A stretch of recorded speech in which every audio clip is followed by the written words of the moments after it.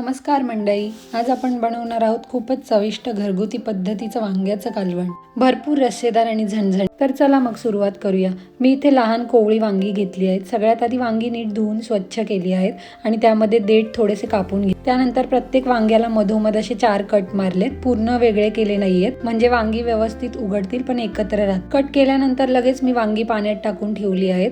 हे खूप महत्त्वाचं आहे, कारण त्यामुळे वांगी काळी पडत नाहीत आणि ताजी दिसतात. त्यानंतर मी इथे मसाल्यासाठी साहित्य घेतलंय. सगळ्यात आधी आपण साहित्य पाहूया. आपल्याला लागणार आहे ताजी कोथिंबीर, भाजलेले शेंगदाणे, ओलं खोबरं, लसूण पाकळ्या आणि चवीपुरत्या हिरव्या मिरच्या. हे सगळं साहित्य आपल्याला मस्त मसाला तयार करायला लागणार आहे. तर या ठिकाणी मी जे मिक्सरचं भांडं आहे त्याच्यामध्ये गरम केलेले शेंगदाणे आणि खोबरं मिक्स करून घेतलंय आणि त्यानंतर मग ते मिक्स केल्यानंतर मी याच्यामध्ये मिरच्या आणि कोथिंबीर ऍड केली. आता उरलेलं सर्व साहित्य मी याच्यामध्ये ऍड केलंय, जसं की लसूण पाकळ्या आणि आलं. हे सुद्धा मी मिक्सरमध्ये बारीक करून घेते आणि एकजीव करून मसाला तयार करते, जेणेकरून आपण जे वांगे कट केली आहेत त्याच्यामध्ये आपल्याला हा मसाला व्यवस्थित भरता येईल. तर आपण जेव्हा मसाला तयार करतो तर त्यातच आपल्याला जे पावडर मसाला आहे तो टाकावा लागतो. तर मी या ठिकाणी थोडीशी हळद टाकते, 1 चमचा लाल तिखट टाकलंय, त्यानंतर 1 चमचा कांदा लसूण मसाला टाकलाय आणि त्यानंतर मी धने मसाला टाकलाय. धने मसाला टाकल्यामुळे चव मसाल्याची जी आहे ती अजून वाढते. आणि त्यानंतर आता मी इथे चवीपुरतं मीठ ॲड करते आणि आता आपल्याला मसाला पूर्ण एकजीव करून घ्यायचा आहे, एकत्र करून घ्यायचा आहे, जेणेकरून तो मसाला पूर्ण या मसाल्यामध्ये मिक्स होऊन जाईल. म्हणजे जो आपल्या पावडर आहेत, मिरची पावडर वगैरे, ती या मसाल्यामध्ये पूर्ण एकजीव होऊन जाईल.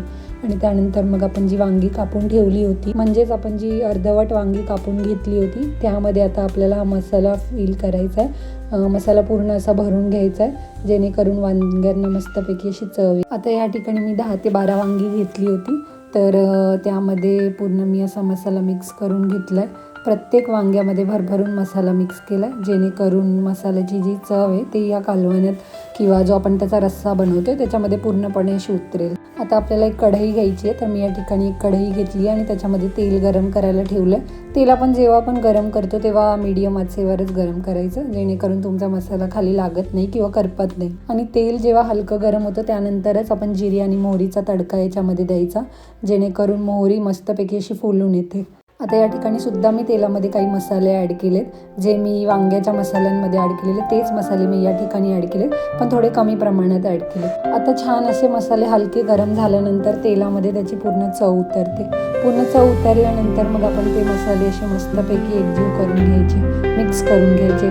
जर तुमच्याकडे हिंग असेल तर तुम्ही त्याचा वापर सुद्धा याच्यामध्ये करू शकता, त्याने सुद्धा खूप चव येते. हे मसाले आपण तेलात एकत्र करून घेतल्यानंतर मग मी याच्यामध्ये जी आपण भरलेली वांगी होती ती सर्व टाकून दिली आणि आता जे आपण मसाले गरम केले तेलामध्ये, ते मसाले पूर्ण या वांग्यांमध्ये एकजीव झाले पाहिजेत, एवढं आपण त्यांना परतून घ्यायचं आहे व्यवस्थित.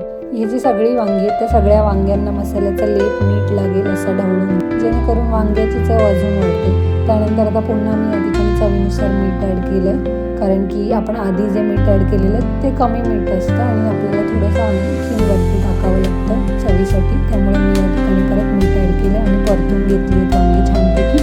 आणि आता त्यामध्ये मी वांगी शिजवून निघण्यासाठी पाणी टाकणार आहे. तर तुम्ही या ठिकाणी पाहू शकता वांगी किती छान परतून निघाली आणि पूर्ण मसाला एकजीव झाला आहे वांग्यांमध्ये. आता आपण हे जे कालवण बनवतो त्याच्यामध्ये आपल्याला रस्सा हवा आहे, त्यामुळे मी काय केलं, ज्या मिक्सरच्या भांड्यामध्ये मी मसाला वाटून घेतला होता त्याच्यामध्येच थोडं पाणी ॲड केलं आणि त्यानंतर मग या मिश्रणामध्ये मी ते पाणी टाकून दिलं, जेणेकरून आपला रस्सा छानपैकी तयार होईल आणि ही वांगीसुद्धा व्यवस्थित शिजून निघतील. तर पाणी या ठिकाणी थोडंसं कमी होतं, त्यामुळे मी अजून पाणी टाकलं, जेणेकरून वांग्यांमधला जो मसाला आहे तो पूर्ण या रस्स्यामध्ये मिक्स होईल आणि आपल्याला छानपैकी असं वांग्याचं कालवण खायला मिळेल. तर मग तुम्ही पाहू शकता आपलं मस्त झणझणीत घरगुती वांग्याचं कालवण अगदी भाकरी, चपाती आणि भातासोबत सुद्धा खूप छान लागतं. आजची ही रेसिपी तुम्हाला आवडली असेल अशी आशा करते. अशीच सोपी, चविष्ट आणि घरगुती रेसिपी पाहण्यासाठी, ऐकण्यासाठी जोडलेले राहा माझ्या चॅनेलला. धन्यवाद.